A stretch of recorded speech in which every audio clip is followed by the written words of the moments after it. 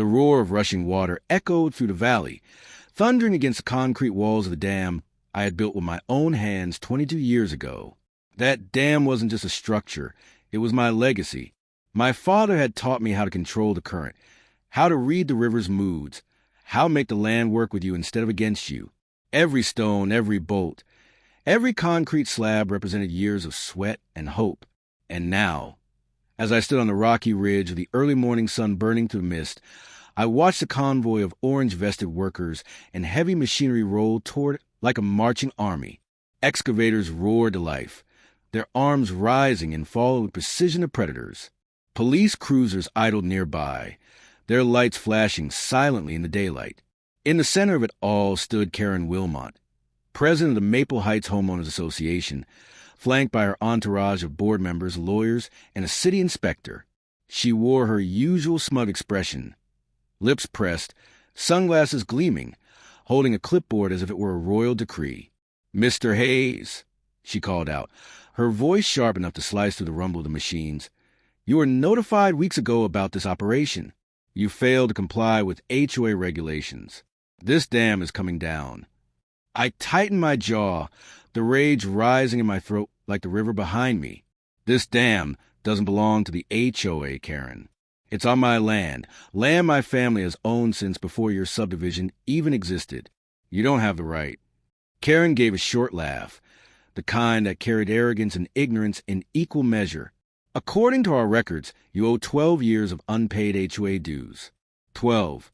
That's over $42,000. We filed liens, sent notices, even offered mediation. You ignored all of it. So the board voted to reclaim this area and restore community property. This dam is a liability."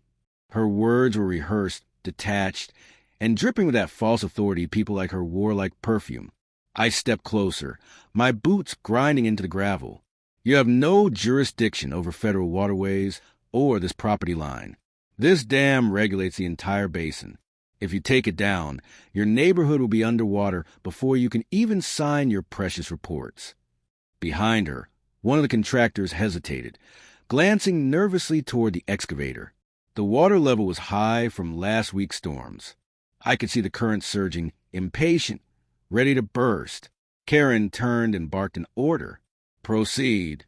The excavator's metal claw descended, tearing into the upper section of the dam. The sound was gut-wrenching. Concrete cracking like bones, water roaring to the fresh wound. Spray exploded into the air, cold mist coating my face. "Stop it," I shouted, running forward, but 2 police officers stepped between me and the sight. "Sir, stand back," one said firmly. "You don't understand." I yelled, "That dam's holding back over 300,000 gallons of water. If they breach it—" Karen cut me off with a dismissive wave. "Mr. Hayes, this is happening with city approval. Your obstruction will only make things worse for you legally." Legally. That word always rolled off her tongue like it gave her divine power. She didn't understand consequences. She only understood control. As chunks of debris tumbled down, the river's fury grew. The excavators worked faster, clawing away the heart of the dam, releasing more pressure with every strike. I could hear the groan of the structure beneath the force of the current, like an old beast dying. And I could feel it in my chest, the shift in the ground, the tremor that wasn't just in the earth but in my very bones. "Karen," I shouted again, "you're not listening. You're destroying the pressure regulation system. The overflow gate is connected to that section. If it collapses, the whole embankment will go." She turned, clearly irritated. "You're trespassing on HOA operation grounds, Mr. Hayes. I'm going to have to ask." Then the first wave hit. A thunderous boom split the air as the weakened concrete gave way completely. A jet of water burst through, white and wild, hurling debris in all directions.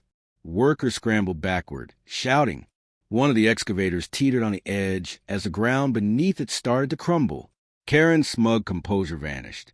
"What's happening?" she screamed, her clipboard flying from her hand. I didn't answer. There was no time.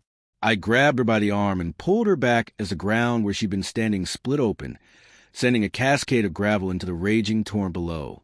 The police officers grabbed their radios, shouting for evacuation. Sirens wailed. The air filled with the roar of water and machinery, the chaos of panic. I turned toward the half-destroyed dam. The water was unstoppable now, pouring through the breach, widening it by the second. The safety gates that had once regulated flow were now twisted wrecks of metal. The lake above was draining fast, and all that water was headed straight for Maple Heights, Karen's pristine, overpriced neighborhood. For a brief, awful moment, I saw her eyes, the realization dawning that she'd unleashed something she couldn't control. She looked back at me, breathless, her voice trembling. "You said it wouldn't, you said." "I said this dam protects the valley. I cut in, not just my land. Yours too." The hillside below us began to vibrate as the current ripped through the valley floor.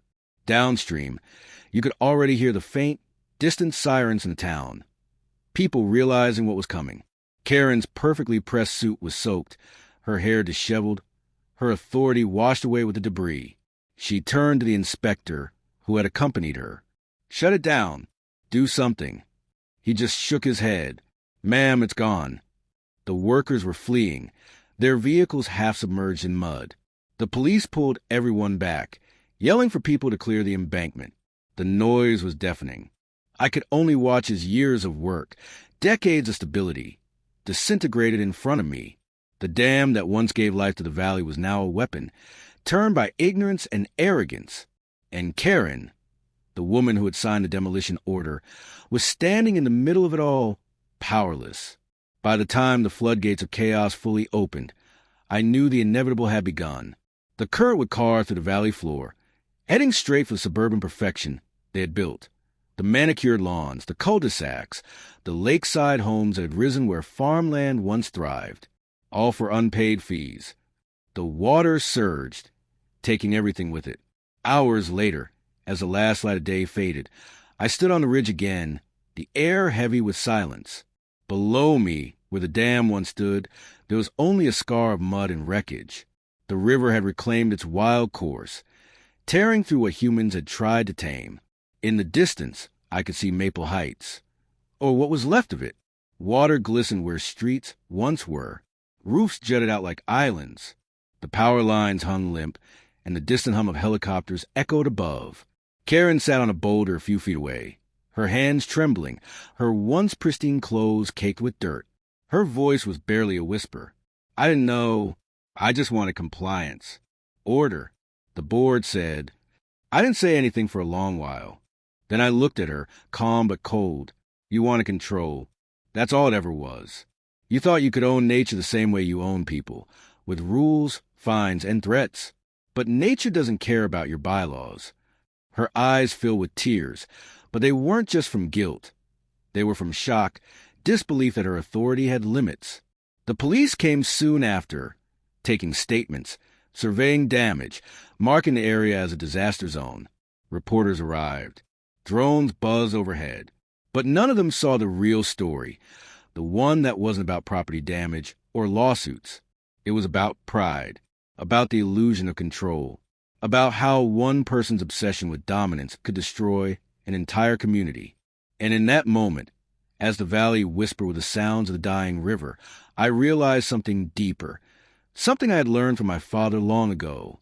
You can build walls, you can write rules, you can claim ownership over the land, but the earth always has a final say. As night settled, I walked back to my truck, leaving Karen staring into the emptiness where her power used to be. The flood had taken her neighborhood, her title, her illusion. All she had left was silence, and the knowledge that she had destroyed something she could never rebuild. But me, I still had the river. It was wilder now, freer, dangerous even, but real. And maybe that was a moral buried beneath the ruin. When people try to control what they don't understand, they end up drowning in their own arrogance. The morning after the flood, silence blanketed the valley, not the peaceful kind that comes after rain. This was a hollow quiet that follows destruction. The air smelled of wet earth, oil, and loss. From the ridge, I could see what was left of Maple Heights.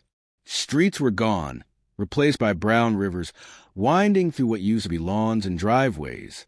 Cars were stacked like toys, fences bent like straw. The once proud welcome to Maple Heights sign lay half buried in silt, twisted by the current, and in the middle of it all stood Karen, still in her muddy blazer, clutching her clipboard like a lifeline. The board members hovered nearby, faces pale, arguing in low voices. No one wanted to be the first to say what everyone already knew, that their decisions had destroyed everything they'd built. I pulled my truck down the hill, tires crunching over gravel and debris. The National Guard had already set up checkpoints. Rescue boats combed the flooded streets. Reporters swarmed like vultures, their cameras catching every tear, every shout. As I parked, a uniformed officer waved me through after checking my ID. "You're Hayes, right? The guy who built the dam." "Yeah," I said, stepping out. He sighed, rubbing the back of his neck. "Well, they're going to want to talk to you. FEMA, the county engineers, and probably every lawyer in the state." I figured. I muttered. When I walked closer to the chaos, Karen spotted me. Her eyes flared, not with anger this time, but desperation. "You," she called out, stumbling through the mud. "You have to help us. The water hasn't stopped. The lower pumps are failing. The city says it'll take weeks to clear the floodplain." I looked at her, this woman who, just yesterday, had ordered my dam torn apart, the woman who stood on my land, waving authority like a sword. Now she was begging. "You didn't listen," I said flatly. "The system you destroyed regulated this entire watershed. That dam wasn't just concrete. It was balance. It redirected overflow into natural spillways, away from your subdivisions. You turned it into rubble." She shook her head violently, trying to find a foothold in her panic. "We didn't mean, we thought it was, we were told." "That it was a liability?" I interrupted. "That it was your property to manage? You were wrong. You destroyed a federally documented flood control structure. Do you even realize what that means?" Behind her, the HOA vice president, a tall, balding man with a perpetual scowl, snapped, "Don't talk to us like we're criminals. You were negligent for not maintaining the structure properly. You're responsible for this mess." I stared at him, disbelief curling into bitter laughter. "Responsible? I built it. I maintained it. I protected your home for decades. The only negligence here came from people who thought they could bulldoze nature to settle a debt." Karen's jaw tightened. "You're twisting this." "No," I said quietly. "The river did that." She flinched. The truth had a way of cutting deeper than any insult. As I turned to leave, a county engineer approached, clipboard in hand. "Mr. Hayes, I need a statement for our initial report. We're determining the cause of the breach." Before I could answer, Karen jumped in. "It was old infrastructure. Unsafe. We had permits to remove it." The engineer frowned. "Permits from the city?" Karen hesitated. "From the HOA board. We notified the council." He scribbled something on his paper. "You do realize federal waterways fall under state and federal jurisdiction, not homeowners associations?" Her lips parted, but no words came out. I couldn't help it. I almost felt sorry for her. Almost. By noon, the story had spread. Local news channels ran the headline: "Unauthorized demolition causes catastrophic flood. HOA under investigation." Every interview, every witness pointed to the same culprit: the HOA's decision to demolish my dam over unpaid fees. The irony didn't escape anyone. I sat in the county's emergency office, surrounded by officials and engineers going over satellite maps, rainfall data, and flow projections. Every number told the same story. Maple Heights was sitting in what used to be a floodplain, kept safe for decades only because of that dam. Without it, the river had simply gone back to claiming what it once owned. A FEMA representative leaned forward. "Mr. Hayes, based on your records, this dam was registered under private ownership with maintenance logs filed every 5 years. Is that correct?" "Yes," I replied. "Filed under the Hayes Water Management Trust. My father built it in '89. The HOA tried to claim rights over the access road 10 years ago, but they never succeeded." He nodded grimly. "Then they demolished a private federal structure, without proper authorization. That's going to be a legal disaster. Tell me about it. I muttered from a window. I could see Karen and her board being escorted into another room by investigators. Reporters surrounded them like sharks, circling blood. Her earlier arrogance was gone, replaced with panic. That night, after the interviews and paperwork ended, I drove home through the back roads. The moon reflected off the muddy water, still pooling in the fields. The air was heavy with frogs, crickets, and the distant rumble of pumps trying to drain the valley. When I reached my property, I parked and walked to what remained of the dam. The water had already carved a new channel. Unpredictable, wild. I crouched at the edge, dipping my hand into the cold current. It was angry but alive. My father's voice echoed in my memory. Never fight a river, son. You guide it, you respect it, or it'll remind you who's really in charge. I closed my eyes. He'd been right all along. Behind me, headlights appeared on the hill. Karen's silver SUV stopped a few yards away. She stepped out, hesitant, holding a folder to her chest. Why are you here? I asked, not even turning around. She approached slowly. Because I owe you an apology. I didn't answer. I thought I was doing what was right, she continued. We followed procedures, held votes, did everything by the book, but I was so focused on the rules that I stopped listening to reason. I finally looked at her. Your rules drown your neighbors. Her voice cracked. I know. I can't change what happened, but I want to make it right, if that's even possible. She handed me the folder. Inside were documents, insurance claims, lawsuits, and copies of her resignation letter as HOA president. I'm stepping down, she said quietly, and I've told the investigators the truth. Everything. That we ignored your warnings. That we didn't understand the structure's importance. That this was my call. I stared at her, searching for the manipulation I'd grown used to. But there was none. Just guilt. Why tell me? I asked. Because, she said, her eyes glassy, you were the only one who tried to stop me, and you were right. For a long moment, neither of us spoke. The river filled the silence, whispering through the ruins like a ghost. Then she said softly, Do you think they'll forgive me? I looked at the water again. Forgiveness isn't something you ask for. It's something you earn. And sometimes, nature doesn't give second chances. She nodded, tears falling freely now. Without another word, she turned and walked back to her car, the gravel crunching under her shoes. Over the next few weeks, the valley transformed into a war zone of cleanup crews, surveyors, and media vans. The HOA was officially dissolved under state investigation. Board members resigned, homeowners filed lawsuits, and property values collapsed overnight. But amid the chaos, something unexpected happened. Volunteers, people from neighboring towns, old farmers, even students, began helping me restore what they could of the dam's remains. They brought tools, trucks, and time. The community that had ignored me for years now looked to me for guidance. It wasn't about pride anymore. It was about survival. We rebuilt the spillway, reinforced the embankments, and installed emergency channels to redirect water safely. It was rough, imperfect work, but it was progress. One morning, as we poured concrete near the lower basin, a man approached, a reporter from the National Herald. You're becoming something of a local hero, he said. The man who warned them all. I shook my head. I'm not a hero. I just didn't want anyone to drown in their own ignorance. He smiled faintly. Still, it's poetic, isn't it? The HOA that fined you for grass height and mailbox color ended up sinking their own neighborhood. I didn't laugh. Poetic, maybe. Tragic, definitely. He scribbled in his notebook, then asked, What happens next? I looked at the dam, still scarred but healing.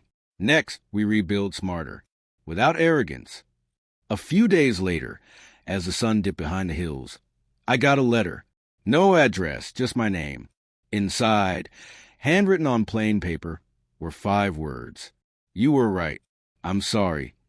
No signature. But I knew it was from Karen. I folded it carefully and tucked it into my jacket. That night, I stood by the river once more. The water was calm now, gliding past the broken remains of the old dam. Fireflies dance above the surface, their light flickering like tiny apologies from a universe. The valley would recover, not quickly, not easily, but eventually. And maybe that was a real lesson here. People destroy what they don't understand, but they can learn, too. As the wind rustled through the trees, I whispered to the river, "We start again." And for the first time in months, the sound of the water didn't feel angry. It felt forgiving. 3 months had passed since the flood. The headlines had faded. The reporters had moved on, and the world's outrage had shifted to the next tragedy. But for the people of Maple Heights, the scars were permanent.